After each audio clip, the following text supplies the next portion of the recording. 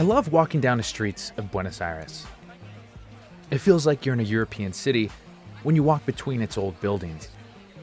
This city was founded in the 1500s and colonized by the Spanish.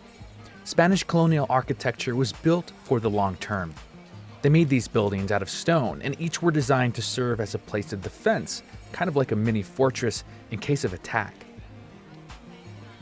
Up in the States, the British colonies built their buildings with wood, so a lot of them haven't survived the years. But in places like Argentina, Peru, and Mexico, they still have entire city blocks with buildings that are hundreds of years old. Now, to me, the doorknobs of these buildings are ancient, and people still use them like they're not 250 years old. But I'm the only one fussing about doorknobs in the entire city, so I move on. My name is Alex Swolinsky, and you're listening to Go, the Travel Podcast.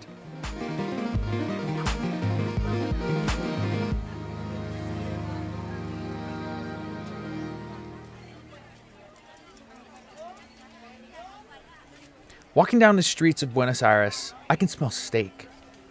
Buenos Aires smells like steak. It seeps out of windows and out of the walls. I mentioned in the last podcast that the steak in Argentina is the best in the world. And I know what you're thinking. And yes, they are better than Trump steaks.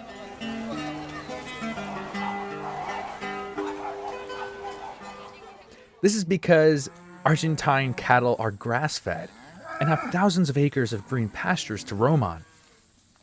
Most of them come from northern Argentina, in a place known as the Pampas region.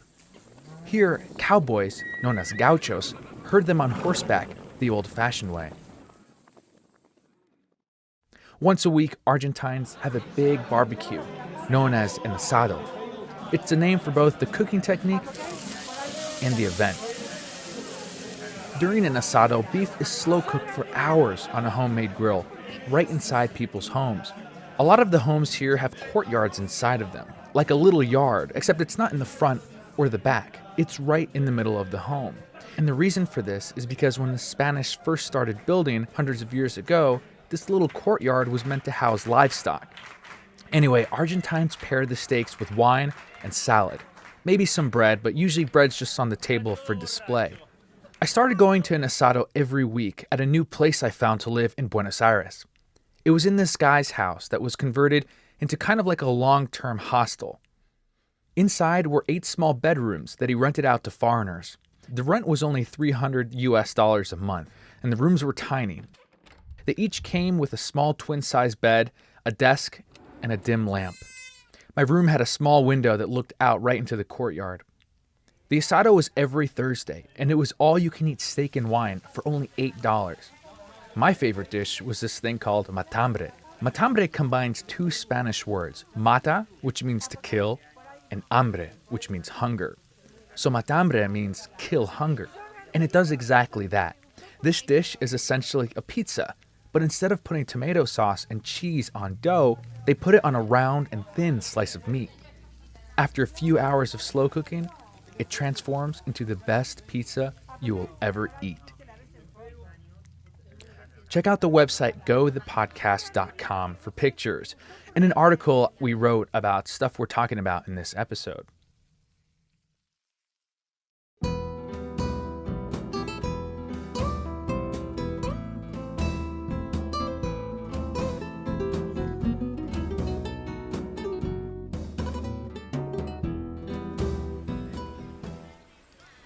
I like getting lost in Buenos Aires. There's nothing like walking in a new city with nowhere to go, and no plans except to walk.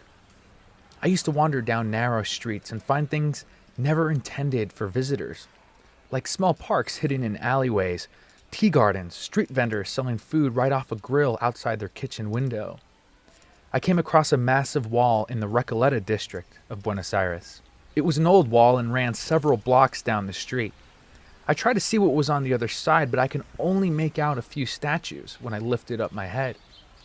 I could see a few angels and crosses made of stone. It looked like a cemetery. I walked all the way around the massive wall. When I turned the corner, the wall just kept going for another few blocks. Eventually, I came around another corner and found the entrance to the Recoleta Cemetery. It's one of the world's most amazing cemeteries. The area takes up about 6 city blocks. On the inside are hundreds of mausoleums that reach up to 20 feet high. Inside, it's like a miniature city, except instead of buildings, you're walking between tombs. And instead of streets, you're moving through narrow cobblestone alleyways. Marble statues of demons, angels, and crosses are everywhere. You can get lost in the labyrinth of the Recoleta Cemetery, and you might want to. I did. It's definitely one of my favorite places in the city. It's best to go when it's raining. That's when it's most quiet.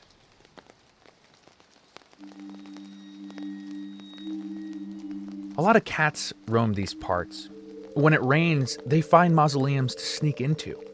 You can see them through the broken glass of the mausoleum doors, sleeping on top of coffins. Some of the mausoleums are built 2 stories beneath the ground, and they can house dozens of coffins. Not all of the mausoleums are maintained very well. It's up to the families to pay to keep them clean and presentable. But some of these tombs are decades old. Coffins of all sizes are inside. The older ones are covered in dust and damaged pretty badly. The cemetery's most famous resident is Eva Peron, wife of former President Juan Peron. She died of cancer in 1952 at the young age of 33. She was really popular among Argentina's working class, so popular that during a coup 3 years after her death, the military stole her body and hid it for a long time. Juan Perón himself was exiled from Argentina, and any mention of Eva or Juan were forbidden. 16 years after her body went missing, it was revealed that Eva had been smuggled out of the country and buried in Milan, Italy under a different name. Not until 1974 were her remains returned to Argentina and buried in the Recoleta Cemetery. Her mausoleum is heavily fortified and under close surveillance. People still put flowers and light candles near the entrance. You can visit the place yourself from 7 a.m. to 5:30 p.m. any day of the week.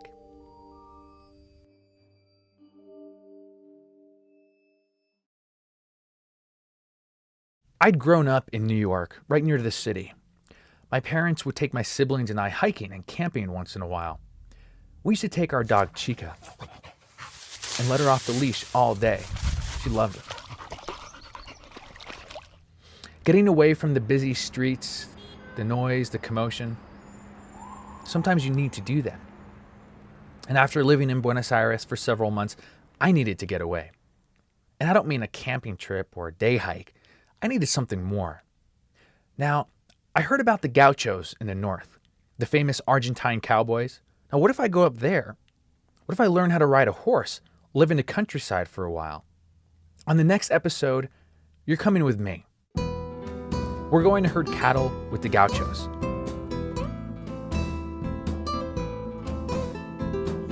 Don't forget to subscribe to us on iTunes or Stitcher or Acast or wherever you're getting your podcast. You can find several links for that on our podcast website at gothepodcast.com. Thanks for listening to Go the Travel Podcast.